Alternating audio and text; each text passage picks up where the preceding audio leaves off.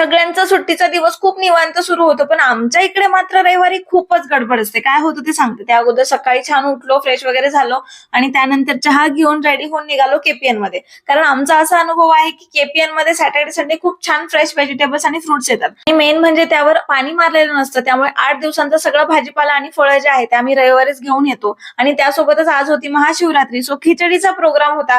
घरी आलो आणि रिद्वीला खूप जास्त भूक लागली होती. ती फटाफट खिचडी आणि दही तिच्यासाठी बनवून दिलं. त्यानंतर छान देवपूजा केली. आजची देवपूजा खूप सुंदर होती, कारण सगळे जेव्हा घरात देवपूजा करायला सोबत बसतात ना, तेव्हा एक वेगळंच वाईब आणि खूप प्रसन्न वातावरण घरात असतं. आणि दीपक सकाळपासून म्हणत होते की आपण मंदिरात जाऊन येऊ, तर आम्ही तेव्हा काही ऐकलं नाही आणि संध्याकाळी आम्ही मंदिरात जायला निघालो. पूजेसाठी लागणारं नारळ फुलं ऑलरेडी केपीएन मधनं सकाळीच आणले होते आणि साडीवर हेल्मेट घालायचं एवढं जीवावर आलं होतं, पण ऑप्शन नव्हता. आणि तिकडे जाऊन एवढी भयानक गर्दी होती, मोठ्या मोठ्या रांगा लागलेल्या दर्शनासाठी. तिथे आम्ही नंदीचे सुद्धा दर्शन घेतले आणि म्हणतात ना, नंदीकडे आपण जी काही इच्छा सांगतो ती नंदी महादेवांपर्यंत पोहोचवतो.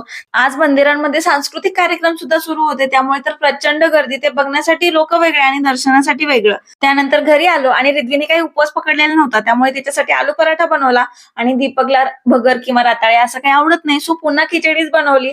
आणि आज जेवण करताना आम्ही बिग बॉस बघत नव्हतो बरं का, तर त्याऐवजी आम्ही इंडिया पाकिस्तान मॅच बघत होतो. तुमच्या घरी कदाचित तेच सुरू असणार. आणि त्यातल्या त्यात इंडिया जिंकली, त्यामुळे सगळेच खूप खुश होते. असा होता आमचा महाशिवरात्रीचा दिवस. तुमचा कसा होता नक्की सांगा. बाय.